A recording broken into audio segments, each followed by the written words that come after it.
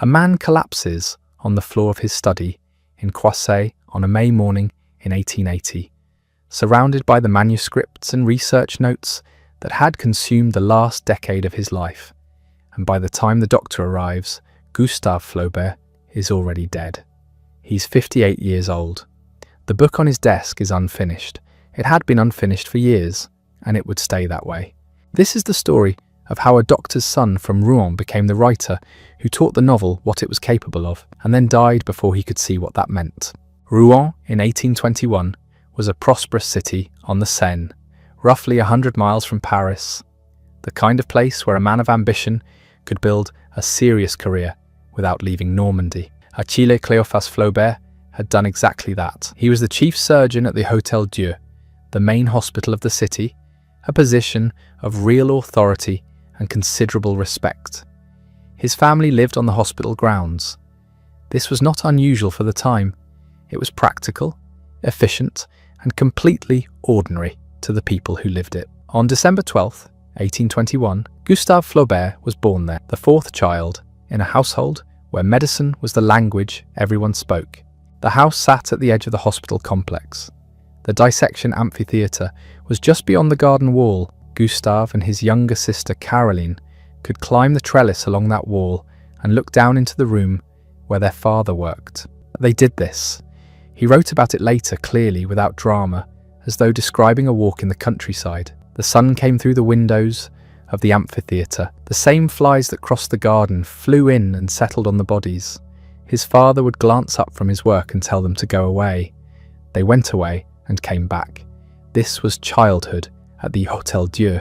What does it do to a child growing up at that particular edge? The suffering was not abstract. It was not something discussed at dinner and then set aside. It was present, visible, just past the garden. Flaubert wrote later that he had grown up surrounded by all of human misery, separated from it only by a wall. He had the look, he said, of both death and cynicism. That sounds like something a writer says about himself in retrospect, but the facts support it. He was a sensitive child in a house where sensitivity was not especially encouraged, watching a world of pain being managed, catalogued, and cut open by a man who was very good at his job. His father was stern and capable. His mother, Anne-Justine Caroline Fleuriot, was more anxious, more emotionally present, and somewhat fragile. The older brother, Achille, was 9 years older than Gustave and took after their father. He would become a surgeon. He and Gustave were never close. The relationship that shaped Gustave most in his early years was with Caroline, his younger sister, and with Julie, the family servant who had been hired when Gustave was 3 years old, and who would remain with the family until her death in 1883, outliving everyone. Julie raised him, in the practical sense of the word. She managed the daily life of the household, and she was the constant presence while his father operated and his mother worried. She appears in the background of the childhood years, steady and unremarkable, which is exactly why she mattered. 40 years later, Flaubert would write a story about a servant woman named Félicité, whose quiet devotion to a family is rendered without condescension and without sentimentality. Julie was somewhere in that. He read constantly, books were expensive, and the ones in the household were carefully chosen. There was religious instruction, classical literature, history. He absorbed all of it with the focused attention of a child who has already understood, at some level, that observation is his particular gift. He was not especially robust. He was quieter than his age suggested he should be. He spent long hours indoors while other children did not. This was partly temperament, partly the example of a household where intellectual work was the highest thing a person could do. What the hospital gave him was harder to name but impossible to miss. Science in that house meant looking at things as they actually were. His father had no use for comfortable fictions about the body. When someone came to the Hôtel Dieu, the surgeon's job was to see clearly, to cut precisely, to describe what was there rather than what one wished was there. Gustave grew up watching this. He grew up understanding that the comfortable version of things was not the useful version. That sentiment was not the same as accuracy. That a clean sentence and a clean incision had something in common. He was a child who felt things intensely and had learned early to keep that intensity at a certain distance from the world. Not to suppress it, to convert it. The hospital taught observation. The family taught discipline. The books gave him language. Caroline, climbing the trellis beside him, gave him a companion for the watching. He would lose her eventually. He would lose almost everyone. But in the early years at Rouen, the losses were still ahead, and what remained was the view from the garden wall and the certainty, growing stronger every year, that he was meant to record what he saw, rather than become part of it. The boy who grew up watching surgeons cut into human bodies through a garden window would spend the rest of his life cutting into human souls with the same cold precision. And he was barely 10 years old when he started writing it all down. He was 9 or 10 years old when he started writing plays for the family to perform. That is the kind of detail that sounds charming until you realize he never really stopped. He just traded the family audience for the whole of France. The plays came first, short pieces performed in the family billiard room, with his sister Caroline and the servant Julie as cast and audience. They were comedies mostly, drawing on whatever Gustave had been reading that week.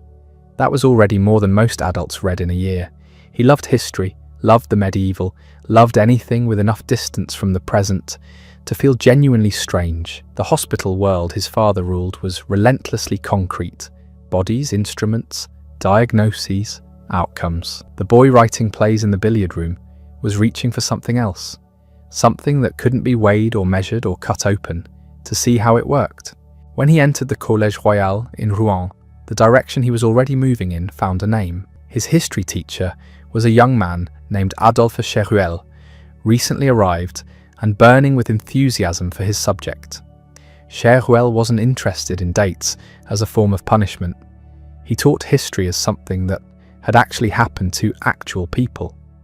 That sounds obvious, but wasn't, not in the way he did it. He brought the medieval and the Renaissance into the classroom with a specificity that made them feel close. Flaubert responded to this the way a dry field responds to rain. He began writing historical stories almost immediately, drawing directly from Cheruel's lessons, setting scenes in periods that felt vivid and foreign and far enough from Rouen to breathe. This was the pattern that would define his entire working life, though he didn't know it yet. Find a world remote enough to see clearly. Research it until it becomes real, then write it so that the reader cannot look away. At 12 and 13, he was doing a primitive version of exactly that, producing stories about medieval subjects with the focused intensity of someone twice his age. In 1837, when Flaubert was 15, one of his pieces appeared in a small Rouen literary journal called Le Colibri. It wasn't a major publication. Nobody outside the city noticed, but it was print, his words on a page that existed independently of him. He understood what that meant. He had already decided that writing was not a hobby. It was the thing itself. Everything else was distraction. His father had other expectations. Achille Cléophas Flaubert was a surgeon of real distinction, head of the Hôtel Dieu, a man who had built something through discipline and precision and the application of trained intelligence to concrete problems. He wanted his sons to be professionals. His older son, Achille, was already being shaped toward medicine.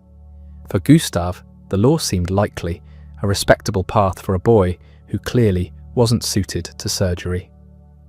The elder Flaubert was not unsympathetic to his younger son's peculiarities, but he understood the world in terms of what it required from people who wanted to live in it securely. What it required did not include becoming a writer. Gustave understood this. He also understood, with the quiet certainty of someone who has never seriously entertained another option, that it didn't matter. Around this time he came into contact with Alfred Le Poitevin, a friend from school who was several years older and who carried his intellectual seriousness like a physical characteristic. Le Poitevin was drawn to philosophy in the most uncompromising way, not as a subject to study, but as a set of conclusions about existence that had to be lived with honestly. His worldview was dark. He believed that human life was essentially futile, that suffering was the primary condition, that most people spent their time constructing illusions to avoid looking directly at what was actually true. He was not cheerful company. He was exactly what Flaubert needed. The pessimism Le Poitevin offered wasn't despair. It was a kind of clarity. If you stripped away the comfortable assumptions, if you looked at experience without flinching, what you found wasn't nothing, it was material. Everything that people preferred not to examine directly became, for the writer willing to examine it, the most honest subject available. Flaubert absorbed this with the enthusiasm of someone who had been half thinking it already and now had a framework to hang it on. The two young men talked for hours about literature and philosophy and the problem of existence. The conversations left a permanent mark. What was taking shape in Flaubert during these years at the Collège Royal was not a personality exactly. The personality was already there, fully formed and somewhat unyielding, but a set of convictions about what writing was for. It was not for comfort.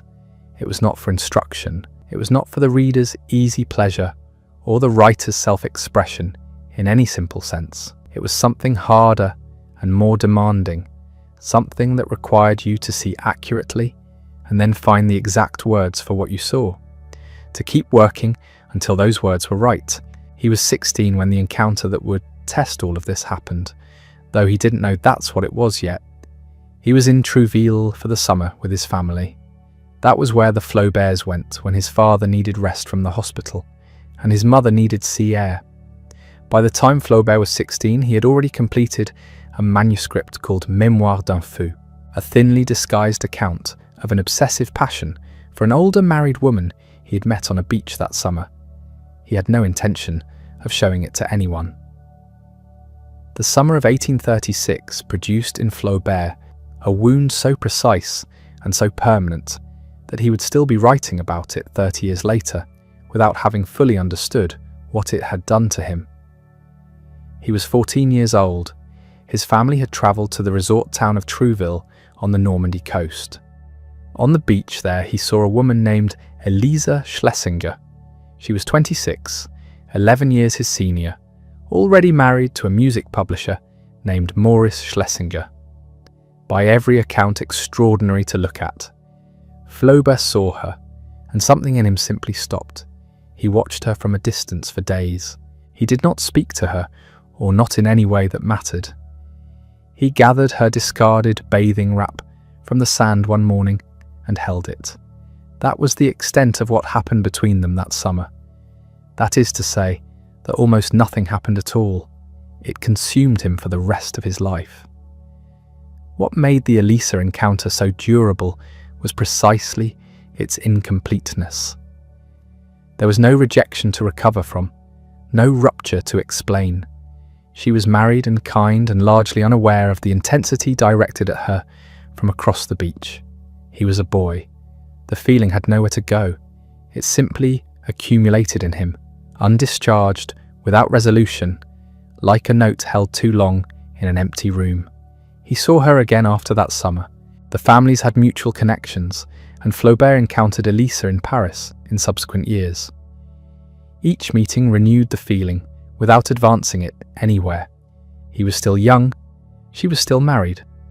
Nothing changed except the depth of the impression she had already made. By the time he was 16, he had written Mémoire d'un fou, the manuscript he had no intention of showing anyone. It was a thinly veiled account of the whole thing, the beach, the woman, the passion that had nowhere to go. The writing was emotional, overwrought in places, everything his mature prose would eventually discipline itself away from. But the impulse was already there. When experience became unbearable, he converted it into sentences. Mémoire d'un fou was the first example of a pattern that would define his entire literary life. Flaubert felt things with an intensity that seemed to him incompatible with ordinary living. He watched his own emotions the way his father watched a dissection, closely, without flinching, without intervening. He had the observer's temperament and the participant's capacity for feeling. The combination meant that his most powerful experiences tended to produce manuscripts rather than actions. The feeling was real. What it produced was art. The gap between those two things was where Flaubert lived. This is what made him such a precise anatomist of romantic illusion later on. He understood from the inside what it felt like to construct an imaginary person around an actual one, to take a real woman on a real beach and build from her a cathedral of meaning she had not consented to and would not have recognized. Emma Bovary does something similar, after a fashion. So does Frédéric Moreau in Sentimental Education, the novel he would spend 7 years writing in the 1860s, the one in which the ghost of Elisa finally found its most permanent literary form. Marie Arnoux, the older married woman whom Frédéric loves hopelessly across decades in that novel, was drawn directly from Elisa Schlesinger. The details are not hidden.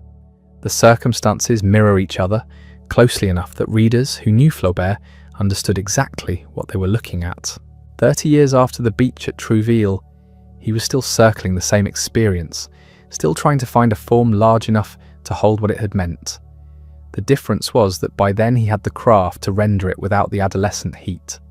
The feeling in Sentimental Education is cold and vast and quietly devastating, precisely because Flaubert had learned to keep himself out of it. He had turned the wound into method.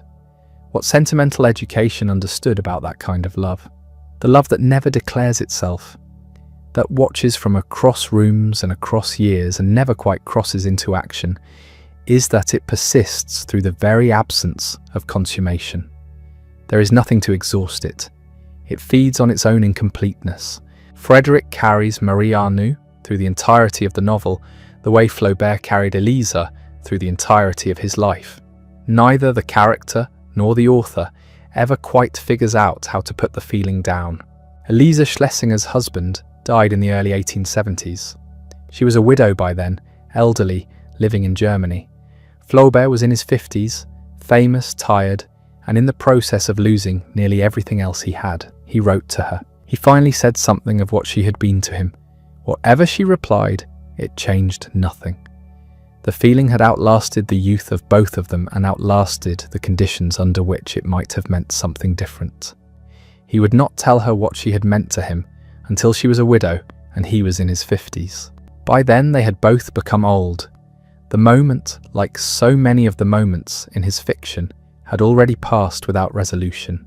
In November 1841, Flaubert arrived in Paris to study law, which is to say that he arrived in Paris to be miserable in a new and more expensive city.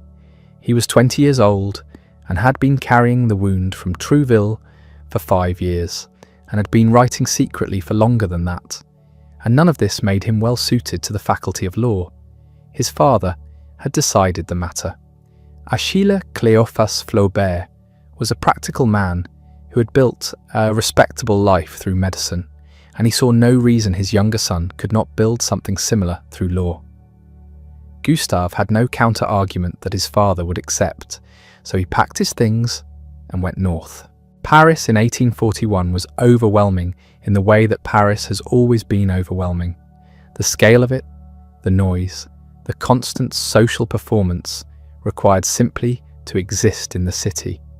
Flaubert found none of this energizing. He attended his lectures with the dull compliance of someone performing an obligation.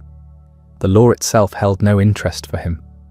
The codes and precedents and procedures, the whole architecture of legal reasoning, struck him as exactly the kind of received thinking he had been quietly suspicious of since childhood. He sat in the lecture halls and felt the hours moving slowly. What he did instead of studying law was write, not publicly, not with any intention of showing the work around. He was still treating writing as something shameful and private, a habit he couldn't stop rather than a vocation he had chosen. He worked on fiction, on fragments, on the kind of searching and melodramatic prose that young writers produce when they are trying to figure out what they actually believe. He was not producing anything he thought finished. He was producing the drafts of a sensibility, the one genuine pleasure Paris offered him was the deepening of his friendship with Maxime Duchamp. Duchamp was 20, ambitious, well-connected, and possessed of an almost opposite temperament to Flaubert's, outward-facing, energetic, interested in the world as it actually presented itself. The two young men understood each other across this difference. Duchamp saw in Flaubert a seriousness about literature that he respected. Flaubert found in Duchamp someone who took his ambitions seriously, rather than treating them as an embarrassment. They walked and talked and argued. It was one of those friendships that feels, at 20, like it might organise everything that comes after. The law studies continued without progress.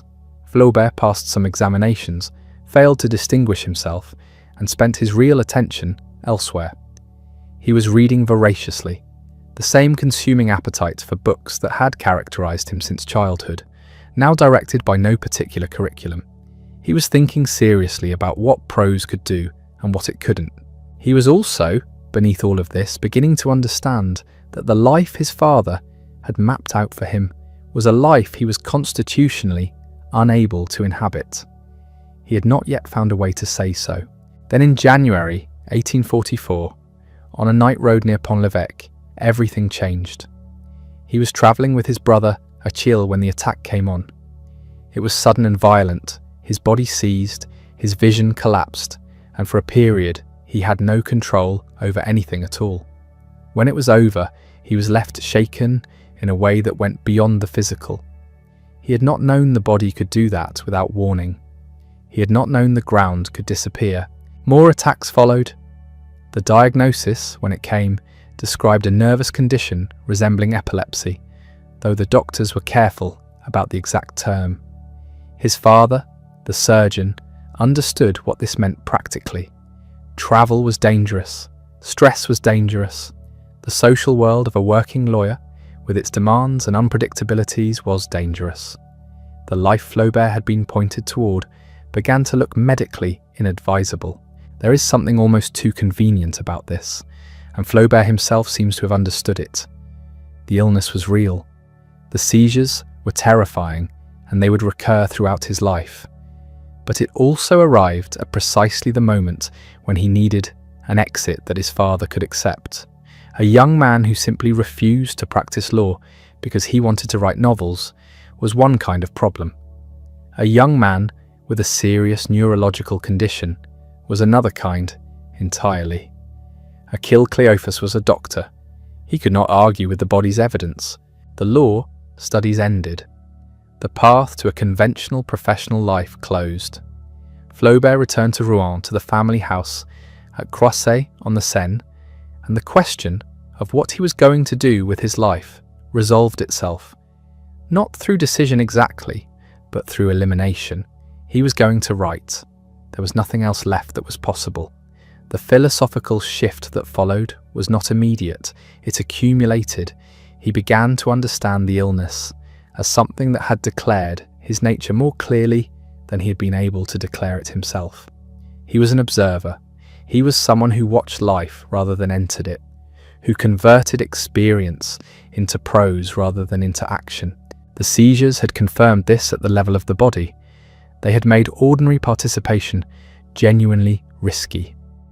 And so he stopped fighting the temperament he had always had. The attacks kept coming, and each time they came, the distance between Flaubert and the ordinary life he had been expected to live grew a little wider, and after a while, the distance became so great that even he stopped pretending to close it. His father died in January 1846. 9 weeks later, his sister Caroline died, giving birth to a daughter. Flaubert, 24 years old, and suddenly hollowed out by back-to-back grief, withdrew to the family property at Croisset and essentially never left. The two deaths came so close together that there was almost no room between them for grief to organise itself. Achille Cleophas Flaubert had been the fixed point of the family, the surgeon, the patriarch, the man whose professional reputation had defined what the Flauberts were. He died in January from an abscess that turned septic. That is the kind of death a surgeon's family understands with particular horror. His son had not yet processed that loss when Caroline went into labour in March, and did not survive it. She was 21 years old. The infant daughter lived. Flaubert's mother, who had already spent weeks nursing her husband toward death, now buried her only daughter. The household at Rouen, which had always organised itself around Achille Cléophas and his work, suddenly had no centre. Flaubert made a decision. He gathered his mother and his newborn niece and moved them all to Croisset. Croisset was a small estate on the Seine, roughly 5 kilometres west of Rouen. It had been in the family's possession for several years. The house sat directly above the river. From the upper windows you could watch the boats moving downstream toward the sea. The property was not grand. It was comfortable, provincial, the kind of place that suggested a prosperous family without announcing wealth. But Flaubert transformed one room of it into something that would become almost mythological among the writers who came after him. His study faced the water. It was white, the walls, the curtains, the desk itself pale in the lamplight, and he worked there through the night, often until dawn, in a silence broken only by the river traffic and the occasional shout of a passing sailor. He kept a bell on the desk to ring for coffee. He rang it often. The inheritance his father left was substantial enough to make ordinary employment unnecessary. This mattered enormously. The seizures that had ended his law studies had already closed off one version of his life. The money closed off the need to find another. He would not have to practice a profession. He would not have to teach or clerk or enter commerce. He could simply write, if writing was what he chose. And at Croisset, insulated from Paris, insulated from the social machinery that consumed most literary lives of the period, he chose it with the finality of someone who had run out of alternatives. How does grief become a condition for work? It's not the obvious question, but it's the one Croisset raises. Flaubert had lost the two people, outside his mother, who had mattered most to him. His father's death removed an authority he had never fully reconciled himself with. A brilliant, demanding man who had expected his son to enter a respectable profession and watched him collapse instead into nervous illness and prose. Caroline's death removed something else, something warmer. She had been his audience, his companion, the person he had watched corpses with from the garden window as a child. Her absence left a particular kind of silence, and into that silence Flaubert placed his desk. He was not immediately productive. Grief doesn't work on a schedule. In the months after the deaths, he read, he corresponded, he kept to the house. His mother was present, but the household was subdued. The infant niece, also named Caroline, after her dead mother, required attention. The practical administration of the estate required attention. Flaubert dealt with all of it, and kept returning to his white study, and his bell, and the river outside the window.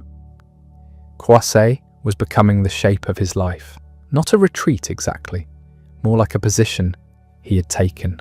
Then in July 1846, 6 months after his father's death, and 4 months after Caroline's, Flaubert travelled to Paris. He had gone to commission a bust of his dead sister from the sculptor James Pradier. That is the kind of errand that tells you everything about where his mind was at that point. He was still in mourning. He was still organising his grief into acts of preservation. At Pradier's studio, there were other visitors. One of them was a woman named Louise Collet. She was 36 years old to his 25. She was a poet with a genuine reputation, a presence in Parisian literary circles. By all accounts, a striking woman. She was posing for Pradier when Flaubert arrived. The encounter was brief, electric, the beginning of something Flaubert would spend the next 9 years managing poorly. They met twice more before he returned to Croisset. Letters followed, then more letters.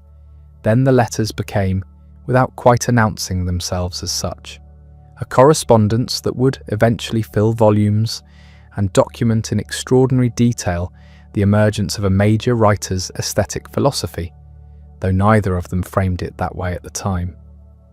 What Flaubert took back to Croisset from that Paris visit was not exactly comfort. Louise Collet was not a comfortable woman, and she had not chosen a comfortable man. What she had chosen, though she could not yet know it fully, was a man who was going to conduct their entire relationship primarily through the written word. From a house on the Seine he could not be persuaded to leave, in letters that discussed prose rhythm as often as they discussed her. He was 24 years old, his father was dead, his sister was dead. He had an infant niece to help raise, a mother to keep, a riverbank estate to maintain, a poet named Louise Collet who had just looked at him from across a sculptor's studio in a way that made everything more complicated. Louise Collet was a celebrated poet, a well-known beauty, 36 years old to his 25, and the first letter Flaubert sent her after their meeting included a detailed critique of one of her poems, which tells you more about the relationship than most love letters ever could. They had met in July 1846 at the Paris studio of the sculptor James Pradier, where Collet was posing for a bust. Flaubert had come to commission a portrait of his dead sister, Caroline. He was 24 years old, recently bereaved, and already withdrawing from the world. She was established, admired, and married, though the marriage was a formality. The attraction was immediate and mutual. Within days they were lovers. Within weeks Flaubert was back at Croisset, and the letters had begun. The geography of the affair was the affair. Flaubert would not leave Normandy. He had settled into Croisset with a deliberateness that was more than grief, more than circumstance. The house was where he worked. The work was the point. Collet lived in Paris, where her life and reputation were anchored, and the distance between them was not incidental. It was structural. It was, from Flaubert's side, almost preferred. He came to Paris occasionally, weeks or months apart, and in between there were the letters. 281 of them survive from his hand. They are extraordinary documents, not because they describe the progress of a love affair, though they do that too, but because they describe in real time a writer assembling his beliefs about what literature is supposed to be. Flaubert was 25 when the correspondence began, and he had not yet written the work that would define him. He was still becoming the writer who would spend 5 years on a single novel, and the letters to Collet are where that writer first speaks clearly. He wrote to her about the sentence. He wrote obsessively, almost maniacally, about the difficulty of prose. A single page could take him a week. A single paragraph could consume 3 days of drafts and revisions, and readings aloud in the room he used as a testing chamber, where he would shout sentences at the walls to hear how they landed. He had a specific phrase for what he was pursuing. Le mot juste, the right word. Not a good word, not an adequate word, but the one word that was exactly correct, that could not be replaced or moved without damage to the whole. He believed this with the conviction of a man who had organized his life around it. In one letter, he described the experience of working on a single passage until he could no longer read it clearly. His head reeled, he wrote.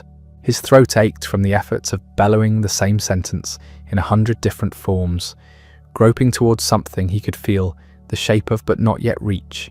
He compared the work to digging towards something buried, unsure of the depth. What he was doing in these letters was not complaining. He was thinking out loud. Collet was his audience. She was brilliant enough to follow him and close enough to him that he did not have to perform. The letters are what a writer sounds like when he trusts someone enough to say what he actually thinks. What he thought, fundamentally, was that style was not decoration. It was structure. The right sentence was not a sentence that said the right thing beautifully. It was a sentence where sound and meaning had become the same thing, where the rhythm of the words was inseparable from what those words were doing. He believed this kind of writing required the total suppression of the author's personality. The writer had no business inserting his feelings into the work. The novel was not a confession, it was a made object, as deliberately constructed as a piece of architecture. Collet did not always find this easy to receive. She was a romantic in temperament and a poet by practice, and she wrote from feeling. She believed that literature expressed the self. Flaubert was arguing, letter by letter, that the self had to be erased.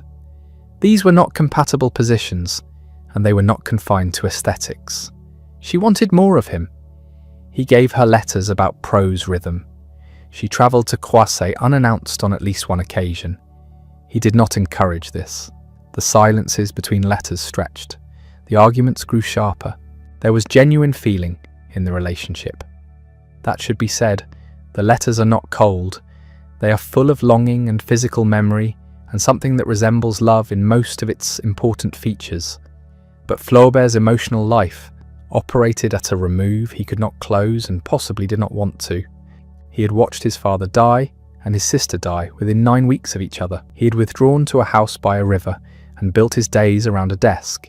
The disorder that comes with being fully present in a relationship, the demands, the spontaneity, the intrusions on concentration, was not something he could accommodate without losing something he valued more. He was honest about this in his way. The honesty did not make Collet feel better. The affair ran on, with interruptions and reconciliations, until 1855. 9 years if you count from the beginning. The arguments that ended it were about the usual things: her jealousy, his distance, the accumulation of small failures on both sides. By then, Flaubert was deep into Madame Bovary. He had been writing it for 4 years. He needed silence, and he needed the desk, and he needed the gouloir, and he needed the conviction that the sentence he was struggling with was worth the struggle. And the relationship had become another demand on an attention he could not divide. When they finally broke off for good in 1855, Collet was furious, and Flaubert was, by most accounts, relieved. And the 281 letters he had written, her remained, which is perhaps the most Flaubertian outcome imaginable, the correspondence outlasting the feeling it was supposed to express. In September 1849, Flaubert finished reading the first version of The Temptation of St. Anthony, aloud to his 2 closest friends, over the course of 4 days. He had been working on it for years, and was convinced it was extraordinary, and when he finally stopped, they told him to throw the manuscript in the fire. The 2 friends were Maxime Ducamp and Louis Bouillet. They had listened without interruption, as Flaubert had demanded, through the entire thing. Then they delivered their verdict. The subject was wrong, the approach was wrong, the whole fantastical project was a mistake. Stop writing about saints and visions and medieval mysticism. Write about real life. Write about people who actually exist. Flaubert had poured years into this work. He had believed it was his breakthrough. The gap between what he expected to hear and what he actually heard was enormous. It hit him accordingly. He had been drawn to the subject since 1838. When he saw a Bruegel painting depicting the temptations of St. Anthony and felt something ignite in him, the idea had been growing for over a decade. Anthony in the desert, assaulted by visions, by demons, by the whole chaotic spectacle of human belief and delusion. It was exactly the kind of grand, sweeping philosophical canvas that appealed to the part of Flaubert that loved history and excess and the grotesque. He had written it with everything he had. His friends told him it showed. What it showed, they argued, was precisely the problem. The prose was overwrought. The ambition outran the execution. Flaubert was at his most self-indulgent when he was furthest from the observable world. St. Anthony had taken him as far from it as he could get. They were not wrong. He knew they were not wrong, and knowing it did not make the verdict easier to absorb. The Eastern journey followed almost immediately. Ducamp had been planning a trip through the Mediterranean for some time and had secured an official commission from the French government that wanted photographic documentation of archaeological sites in Egypt and the Near East. He invited Flaubert. The timing was either fortunate or deliberate, perhaps both. They left in November 1849, less than 2 months after the St. Anthony reading. They would not return for 20 months. The journey covered Egypt, Palestine, Syria, Turkey, Greece, Cairo and the Nile, Jerusalem, Beirut, Constantinople, which they reached in the spring of 1850. Flaubert kept notebooks throughout. He wrote long letters home to his mother and to Boulez. He described everything: the smell of the markets, the colour of the light on the water, the faces of the people, the texture of ancient stone. In Cairo, he watched dancers perform and recorded what he saw with the same cold attentiveness he brought to everything. He was building a library of sensation, though he did not yet know exactly what he would build with it. Egypt astonished him. The scale of it, the antiquity, the strangeness. He had described ancient landscapes in his early writing, imagined them from books, constructed them from historical sources, and now he was standing inside the reality. It was different from what he had imagined in ways that mattered. The Sphinx was smaller than he expected. The Nile was vaster. The living and the ancient sat beside each other without apparent awareness of the contrast. This was the kind of specific, irreducible detail that no amount of library research could have given him. In Beirut, he contracted syphilis. He was treated more or less, though the treatment in 1850 was mercury. That addressed the immediate symptoms and created its own long-term damage. He noted the fact in his travel journal with his characteristic flatness. It was something that happened. He continued travelling. Constantinople held him for 5 weeks. He wandered the city, attended to its textures, filled more notebooks. He visited a mosque. He watched the street life with the same intense, slightly detached observation he had practiced since childhood. When he had watched the hospital from the garden window, the scale of the Muslim world, the breadth of it, the absolute difference of its organisational assumptions from anything he had grown up with, all of this enlarged something in his understanding of what human life could look like from the outside. Greece came last. He stood at the Acropolis and felt something he found difficult to articulate in his letters.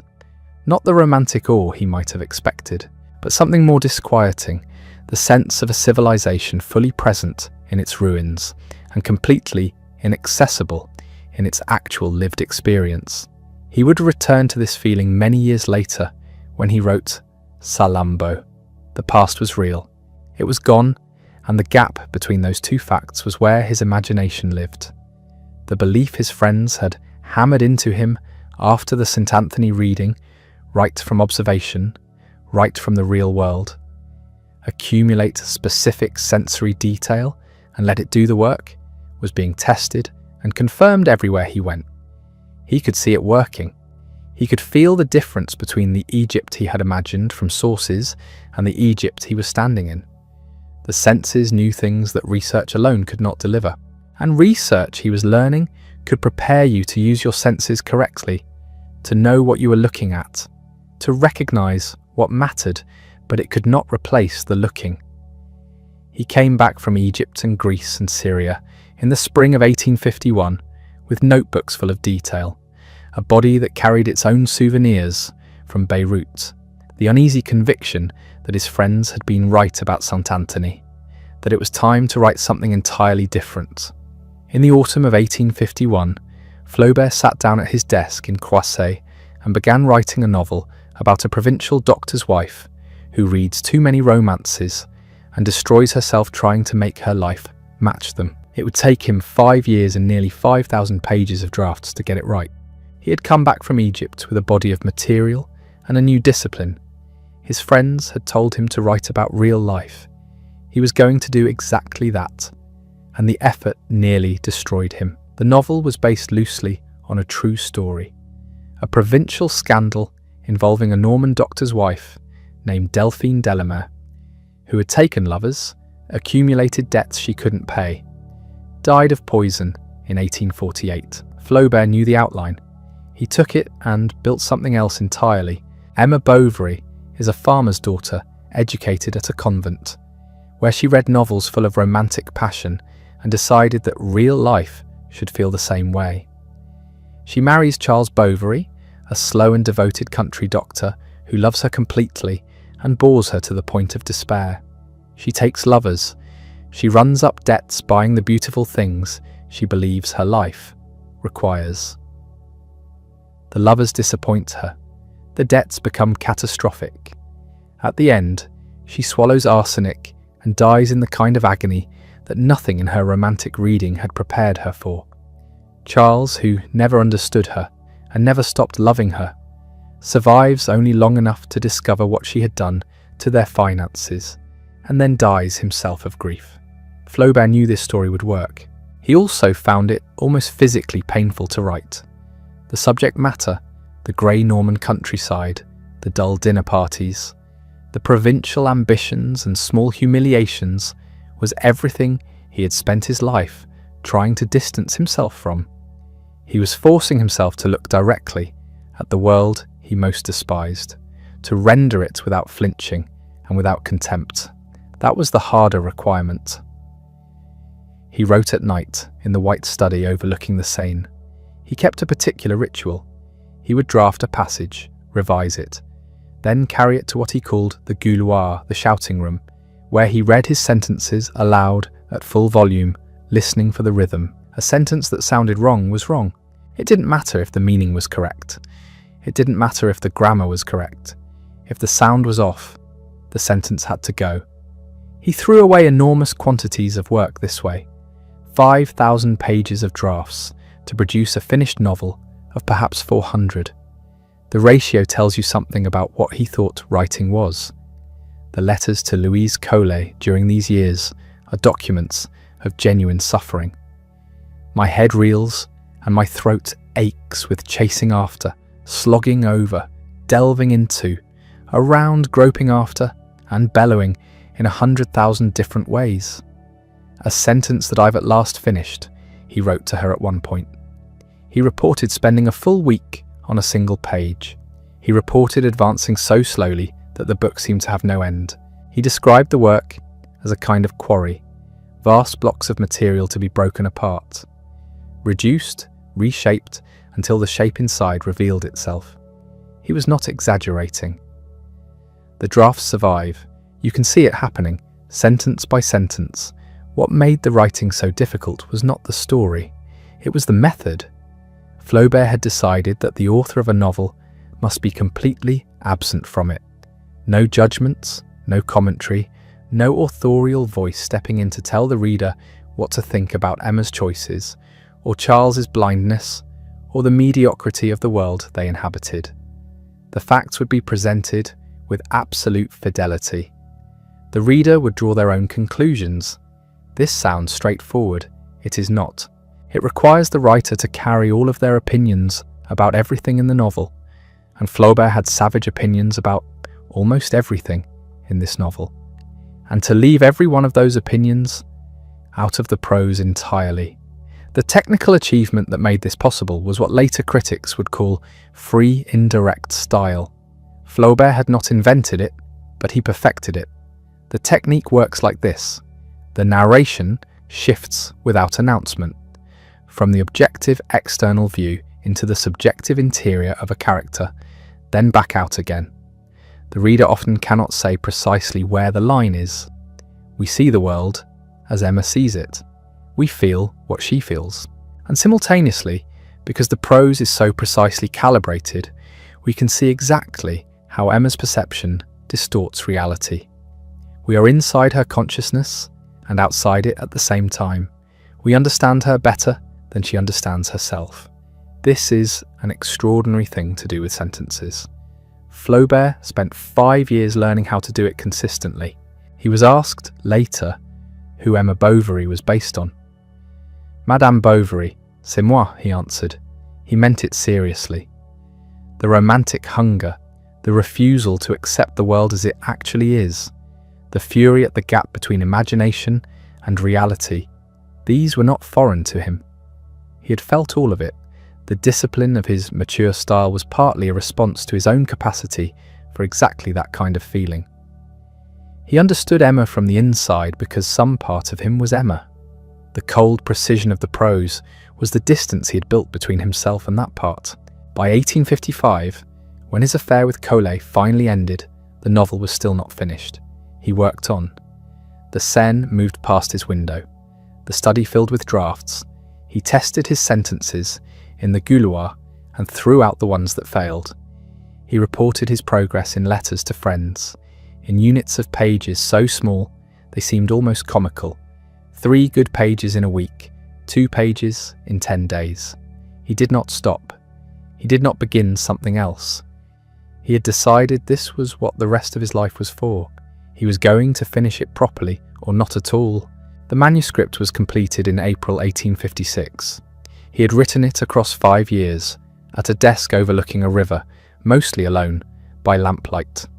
In a discipline so extreme it had cost him his relationship, and very nearly his health. He had read the draft aloud in its entirety to Louis Boulay, his most trusted literary friend, made further revisions based on Boulay's response. He had cut passages he loved because they were too obviously beautiful and would have called attention to the prose instead of disappearing into it. He had tested the ending in the couloir until it sat right. Madame Bovary was finished in April 1856, serialized that autumn in La Revue de Paris, with the editors already nervous and cutting scenes they found too explicit. Flaubert, exhausted and quietly certain he had done something unprecedented, waited to see what the world would make of it. On January 31st, 1857, Gustave Flaubert stood trial in Paris for offending public morality with a novel about a bored provincial housewife, which turned out to be the best publicity a book has ever received. The charges were brought by the imperial government, and the prosecutor was a man named Ernest Pinard. His argument was not subtle. Madame Bovary, Pinard contended, glorified adultery.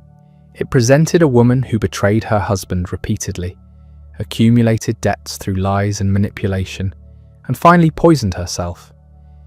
And yet, at no point did the novel step back and condemn her. There was no authorial voice saying that Emma Bovary was wrong. There was no character whose virtue contrasted meaningfully with her corruption. The novel, in Pinard's reading, invited readers to sympathise with an adulteress without ever punishing that sympathy. This was, he argued, a corruption of public morals dressed up as literature. The defence was led by Flaubert's lawyer, Marie-Antoine Jules Senard, and Senard had read the novel carefully. His argument was almost the mirror image of Pinard's. The novel did punish Emma. It destroyed her. Her romantic illusions led her into debt, into degradation, into a death so physically horrible, arsenic poisoning rendered in clinical detail, that no reader could finish the book imagining that Flaubert had endorsed her choices. The prosecution had mistaken the absence of moralizing for the absence of morality. Senard read long passages aloud in court. He pointed to the suffering, the humiliation, the ugliness of Emma's end. The novel was not a celebration, it was a dissection. The court acquitted Flaubert on February 7th. The verdict was careful. The judges noted that the novel contained passages that were, in their view, genuinely objectionable, but not sufficiently so to sustain a criminal conviction.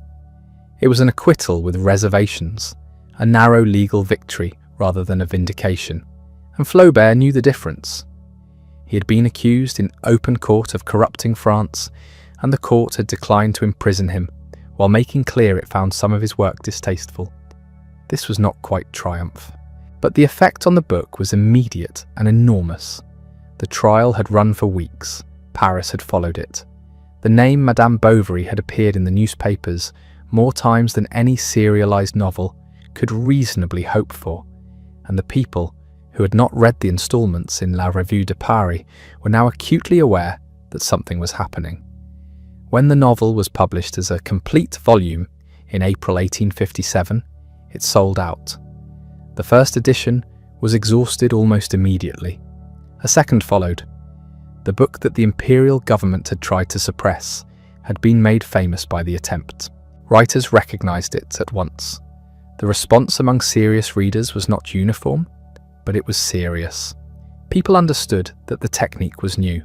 Flaubert had written a novel in which the narrator almost never appears, in which the author's judgment is nowhere stated and everywhere implied, in which the reader is placed so completely inside Emma's consciousness that the condemnation, when it comes, arrives through the reader's own dawning comprehension, rather than through any authorial announcement.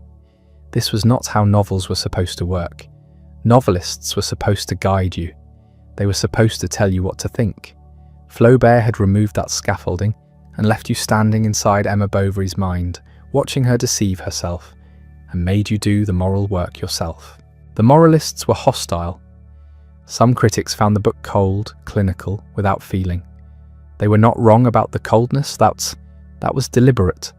They mistook it for a flaw. Others objected on precisely the grounds the prosecution had raised. The novel seemed to them to admire what it portrayed, or at least to refuse to condemn it loudly enough. The argument continued for years. It has not entirely stopped. What did not continue for years was the money.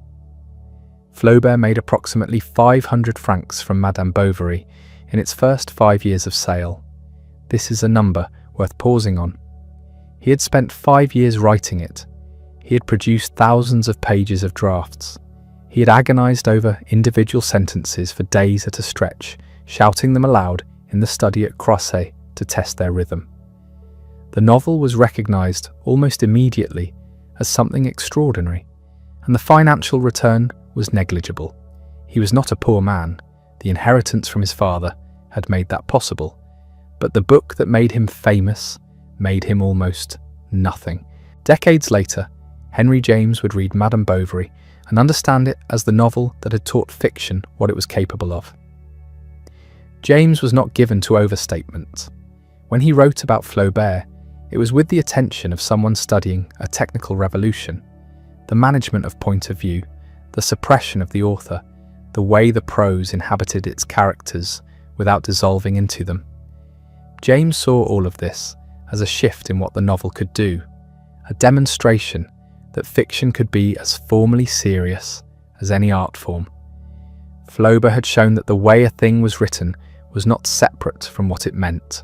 The same year Madame Bovary appeared as a book, Baudelaire published Les Fleurs du Mal, and the imperial government prosecuted that too. Baudelaire was convicted. 6 poems were suppressed. 2 writers, 2 prosecutions, the same 12 months in Paris. The coincidence is striking and not quite accidental.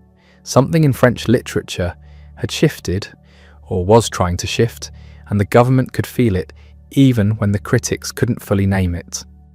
The old idea that literature existed to affirm social values was under pressure. What Flaubert had done, and what Baudelaire was doing in verse, was to insist that art answered to something other than public comfort. He had made almost no money. He had been publicly accused of corrupting French society. He had been acquitted on a technicality, and in the same year, Baudelaire had been prosecuted for his poems. And somehow, out of all of this, Flaubert had managed to change what the novel was allowed to be. The first thing Flaubert did after finishing Madame Bovary was travel to Tunisia to research a novel about ancient Carthage. That is either a logical progression or a complete reversal, depending on how you look at it. He had just spent 5 years inside the mind of a provincial doctor's wife in Normandy. The grey skies, the muddy roads, the suffocating smallness of Emma Bovary's world, all of it rendered with the precision of a man who had looked at it until his eyes ached. The acquittal was barely cold. The book was in every Paris shop, and Flaubert was already somewhere else entirely, reading about mercenaries and elephant charges, and a city on the coast of North Africa that had been dead for 2,000 years. This was not an accident. The distance between Rouen and Carthage was, for him, the whole point. He travelled to Tunisia in 1858, the same methodical need for first-hand observation driving him as always. He walked the ground where Carthage had stood. He studied the landscape, the light, the colour of the soil. He read everything he could locate on the Punic Wars, on ancient North African culture, on military tactics of the 3rd century BC. The research was extensive in the way that all his research was extensive, not as background preparation, but as foundation material, the thing the prose would be built on top of. By the time he began writing, he had accumulated the same enormous weight of documented knowledge that had preceded Madame Bovary, applied now to a world that no living person had ever seen. The subject he had chosen was the mercenary revolt against Carthage, a historical conflict that lasted from roughly 240 to 237 BC, in which soldiers hired to fight Carthage's wars turned against the city after being denied their pay. It was a brutal episode: sieges, massacres, calculated atrocities on both sides. At the centre of his novel, Flaubert placed Salammbô, the daughter of the Carthaginian general Hamilcar, a figure with no historical basis, invented entirely to carry the emotional weight of the story. She is a priestess of the goddess Tanit, obsessive and remote, drawn into a terrible entanglement with the mercenary leader Martho. Nothing about her is quite knowable. This was deliberate. The contrast with Bovary could not have been more complete. Where that novel had been grey and precise and stripped almost to transparency, Salammbô was dense with colour, heat, violence, spectacle. The prose was lush in a way that Flaubert's mature style normally refused to be. Battles described in overwhelming sensory detail, religious rituals rendered with a kind of anthropological richness that felt excessive by design. The city of Carthage itself, its temples and gardens and slave markets, rendered as something halfway between historical reconstruction and fever dream. Critics noticed immediately, and not all of them were approving. There were readers who found the whole thing overwrought, too much description, too much exotic accumulation, the narrative drowning in its own ornamentation. Some compared it unfavourably to Bovary, finding the distance from recognisable human psychology disorienting. The mercenaries and priestesses and Carthaginian senators felt to these critics like figures in a frieze rather than characters in a novel, impressive to look at, impossible to inhabit. They were not entirely wrong. Flaubert knew they were not entirely wrong. He simply thought they were missing the point. His defence of the novel was precise and interesting.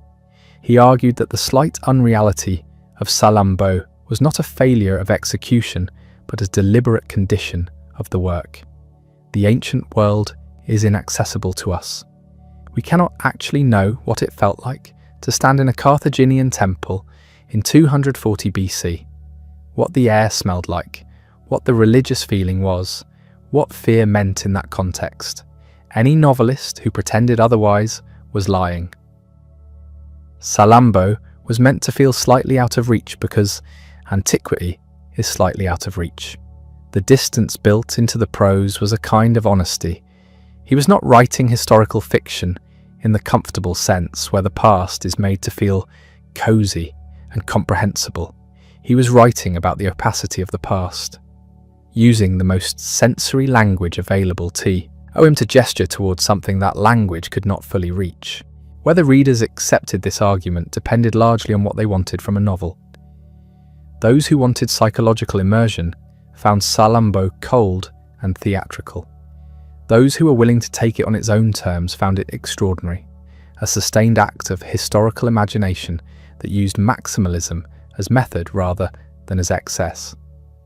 Flaubert himself moved between irritation at his critics and a characteristic unwillingness to explain himself further than he already had. He had written what he meant to write. The objections were the objections of people who wanted a different book. The publication in 1862 went better than the critical ambivalence might suggest. The novel sold well. The spectacle and violence drew readers who had perhaps not followed the more austere reputation of Bovary. It was argued about in the press, debated at dinner tables, found its defenders among writers who understood what Flaubert was attempting. Success for him had always been a complicated word. He cared about quality in a way that made commercial reception feel almost beside the point, but by any practical measure. Salammbô reached an audience and held it. What the novel revealed, for anyone watching Flaubert's career as a whole, was that his method was not dependent on subject matter. The same obsessive research, the same insistence on earned specificity, the same refusal to take shortcuts with language. These applied whether he was writing about a Norman housewife or a Carthaginian siege. The register could change completely. The discipline didn't. Salammbô was published in 1862 and sold well, and was argued about extensively. Flaubert accepted both the praise and the criticism with the same slightly contemptuous calm. This was because he had already started thinking about an entirely different kind of book. By the early 1860s, Flaubert had become exactly the kind of famous writer he had no particular interest in being, recognizable at the Paris salons he attended reluctantly, admired by exactly the people he was most suspicious of, celebrated for a novel he had nearly killed himself writing. The fame had come from Madame Bovary, and it had a particular quality he found difficult to tolerate. People wanted to meet the man who had scandalized France. They wanted to see the monster the prosecutor had described in court. What they found instead was a large, somewhat bearish Norman who spoke in opinions and preferred Crosset to Paris, and would rather spend an evening talking about sentence rhythm than about anything else. This was not what they had expected. It rarely stopped them from inviting him again. The Paris literary world of the 1860s had its own geography. There were salons, there were dinners, there were the Sunday gatherings where writers and critics collected around whoever happened to be ascendant that season. Flaubert moved through this world without quite belonging to it. He came to Paris for stretches, attended what he felt he had to attend, then returned to the Seine and the White Study and the work. Victor Hugo was there, enormous and inescapable. Sainte-Beuve, the great critic whose opinion still moved markets. Baudelaire, who had been prosecuted in the same year as Flaubert, and with whom he shared a certain bitter solidarity.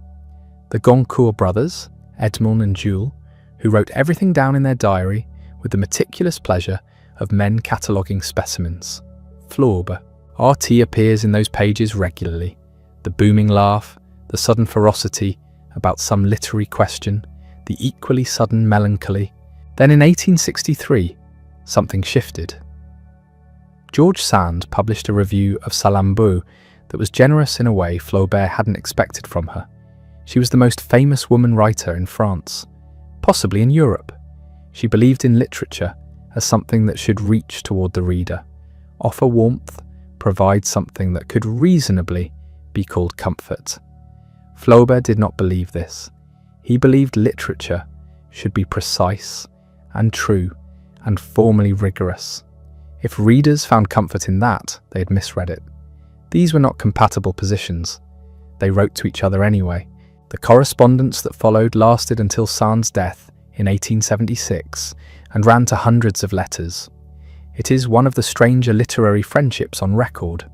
Sand called him her old troubadour. He called her his dear master. That he meant sincerely, and which, coming from Flaubert, was not a small thing. She was older than him by 17 years, and had seen enough of life to find his aestheticism slightly adolescent, though she was too fond of him to say so in those terms. He found her faith in literature's consoling power sentimental, though he was too fond of her to press the point relentlessly. They argued about it anyway. The argument never ended. Neither of them wanted it to. What the friendship gave Flaubert was someone who took his seriousness seriously, without sharing all his conclusions. Most of his correspondents either agreed with him or were cowed by him. Sand pushed back. She told him he worked in too much isolation, that he needed the world more than he admitted, that the coldness he pursued in his prose was partly a defence against something he didn't want to feel. He disagreed. He wrote her long letters explaining why he disagreed. This was, in its own way, exactly what he needed. Ivan Turgenev arrived in the same period and became, in different terms, equally important. The Russian was 5 years older than Flaubert, famous across Europe for the sportsman's sketches and for fathers and sons. He understood Flaubert's commitment to craft in a way that required no explanation. They recognized each other. immediately. Turgenev thought Flaubert was the finest prose stylist working anywhere. Flaubert thought Turgenev was the one foreign novelist who had truly understood what the novel could do. They met at the Paris dinners, they corresponded, they talked about sentences for hours with the mutual absorption of two people who have found the only other person who cares about the same obscure and important thing. The young Guy de Maupassant was a different kind of presence. He came to Flaubert's in the early 1870s, the nephew of Alfred Le Poitvin, Flaubert's dead friend, carrying manuscripts and ambition. Flaubert received him. He read the work and found it promising and told him it wasn't ready. He made Maupassant wait and observe and revise. The mentorship was exacting in a way that only someone who believed what Flaubert believed about the sentence could have devised. It would bear results, but that was still ahead.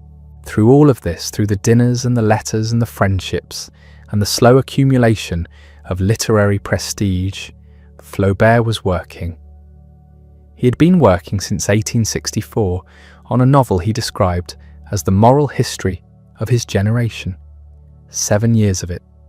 The subject was a young man adrift in Paris, in love with a woman he could never have, moving passively through the upheavals of 1848 without being changed by any of them.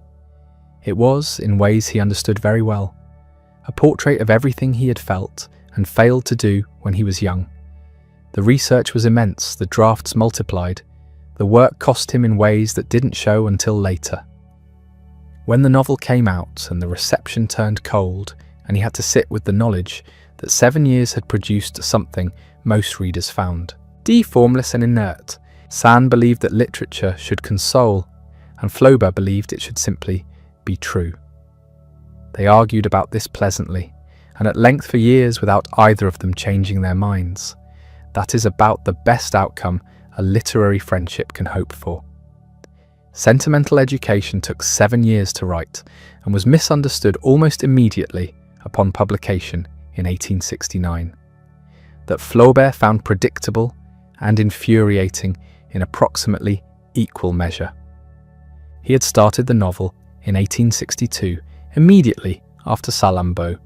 He had described its ambition clearly in a letter written 2 years into the work.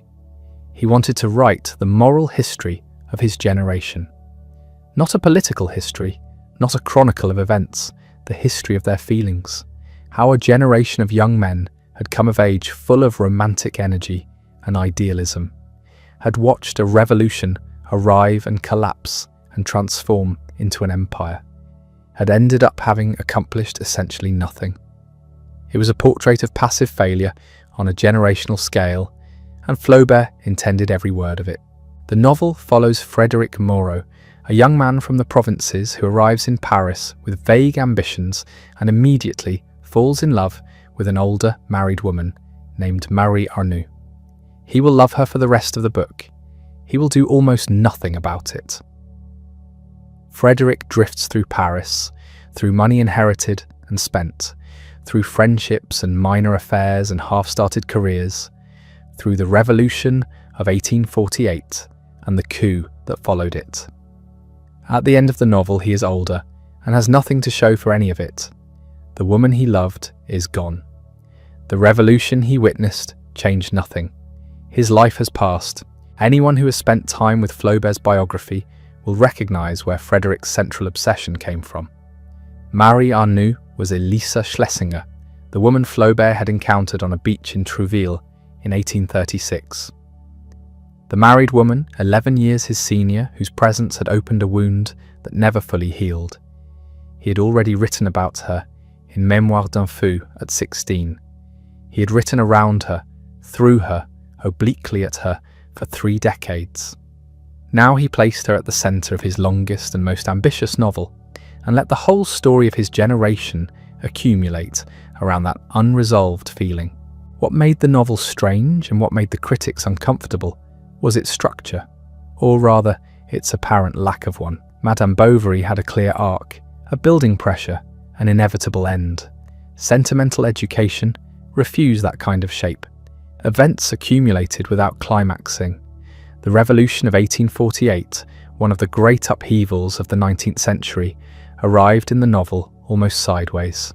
Frederick watches the barricades go up. He moves through the edges of history, and then history subsides, and he goes back to being Frederick, and nothing has changed. The critics found this formless. They expected the events to matter in the way events are supposed to matter in novels, as turning points, as catalysts, as forces that transform characters into different versions of themselves. In scène, to mental education, they didn't.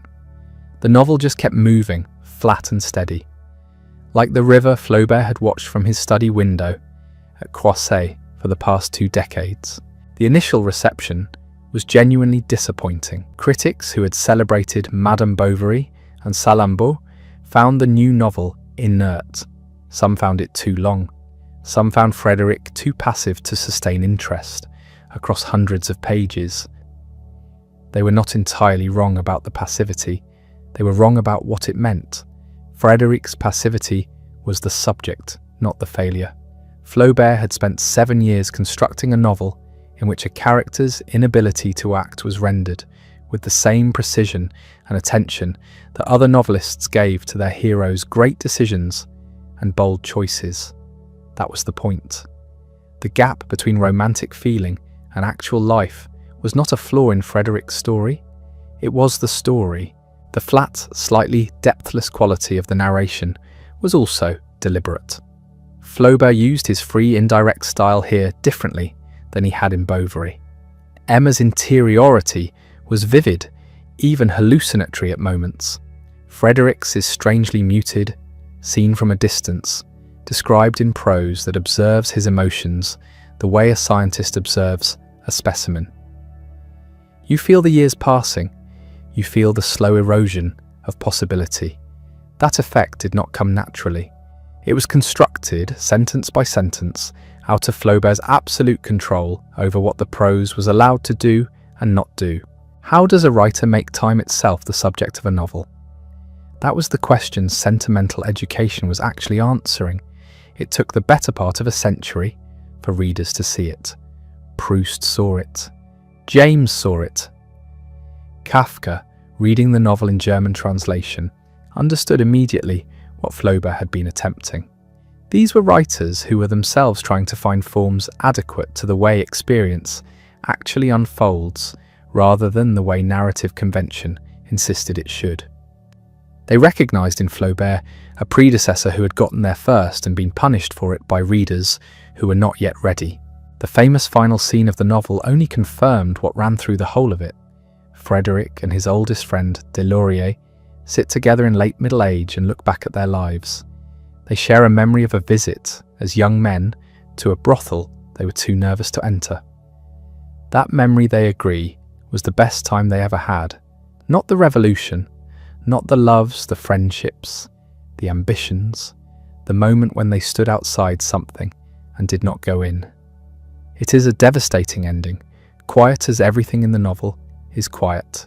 It is the logical conclusion of 300,000 words of a man failing to cross any of the thresholds life placed before him.